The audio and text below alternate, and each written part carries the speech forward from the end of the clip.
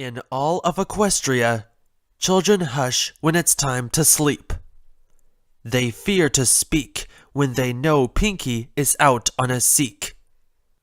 The Republic and Empire both fear the demon of laughs. Her parties promise maddening joy and her sadistic wrath. This is a tale that all foals hear, of which they all listen and live their lives in fear.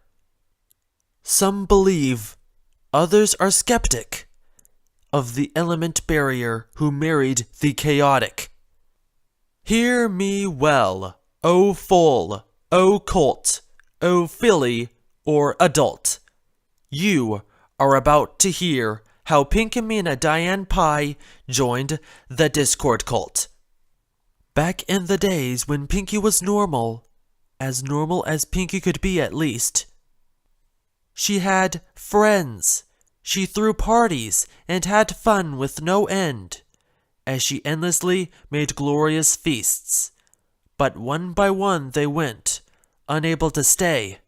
As the war loomed, they had all made their way. Twilight to the sun, to the mentor she loved. Trixie to the moon, to the one who gave purpose in her life. Fluttershy to the forest, heeding their call. Rainbow Dash to the Empire, to Celestia she was loyal.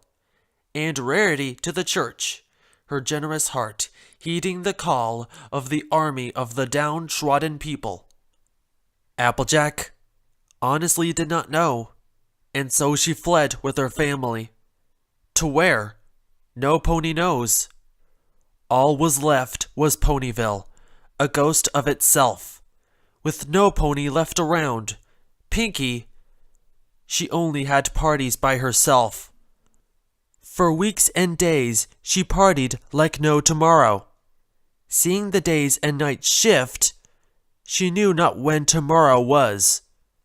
Not knowing when to sleep, to party and weep, she dare thought madness had encroached on her mental palace. It soon dawned or dusked on her, the idea that her parties sucked when no pony was there. No pony there to render Pinky's claim rebuke. And so she looked to the summit of the mountains. Beyond the horizon Canterlot raged. Now there was a party, she thought in her Ponyville cage. Every pony was there, and there they raved. Their punch to the point, their food aplenty. Every pony sang with delightful anguish and agony. A chorus, a cacophony, and maelstrom it was. They danced and bled with neither moon or sun signaling their end. The eternal party where every pony had fun. Fun everlasting, fun that begot fun. With that thought in mind, she began to laugh. As if on cue, chocolate rain came down with a wrath. The buildings turned upside down, and the ground turned soapy and chocolatey brown. Suddenly, the town was once more a pony town. Had she gone insane? Or is her mind playing tricks? Or was Discord around, truly up to his old skits? Discord walked with a force she reckoned, an army of ponies that looked and beckoned. There Discord held them back with his paw, as Pinky's shoulder was touched by his claw. I knew I saw what I seek in you. You've blossomed well, and your beauty too. Pinky backed away from her former foe. Discord tisked and brought his head low. Discord vanished and reappeared. He was tiny now, speaking in Pinky's ear. She shook her head in defiant reply. Even now, the good in her refused to die. No pony is here to get you. And as you are now, I think I love you. This made Pinky mad, albeit taken aback. How could such a monster play with a fair mare's fair heart like that? It's true his appearance was not to be desired. For a pony, at least, his appearance, lust, did not inspire. But she was sure that a female whatever he was would like him as he liked her. But she doubted as much. Caution gave way to suspicion, of which begot more caution, and in turn more suspicion, as discord grinned and bowed in submission. We could do great things, you and I.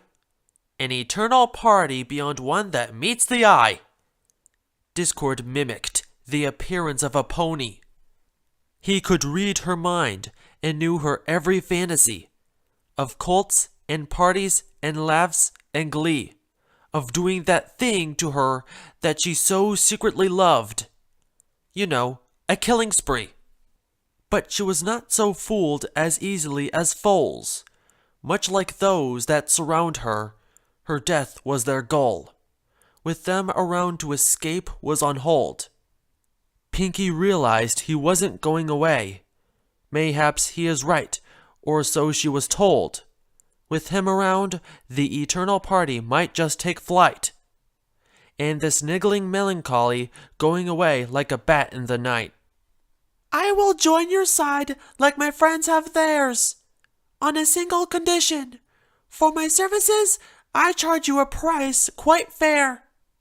The drab and dark-cloaked ponies of the Discord cult now carried balloons and streamers and candied colts.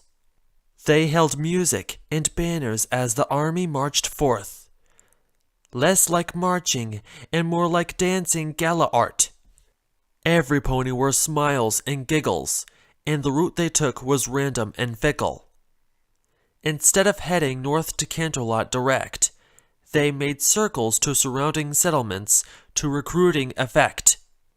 Seduced by the festive mood or the threat of death, many communities emptied left, right and left, with ponies left dead in their ritual party, blood flowing like wine, drunk and hearty. Innards and entrails decorate the streets, mixed with streamers and facies and chocolatey-covered skywee.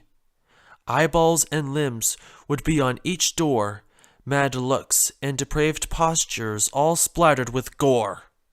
No doubt, not even close, to give an inkling for what had been in store. To this day, it is said that Pinky still marches. No pony left behind.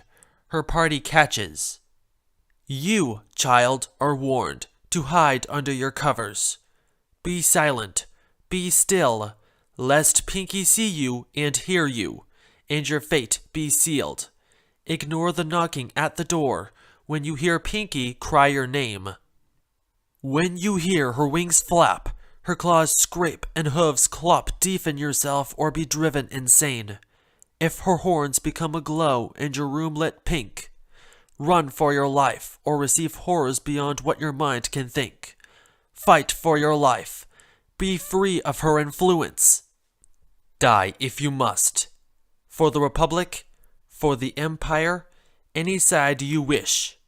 Just don't fall to the madness and join the hysteria she digs.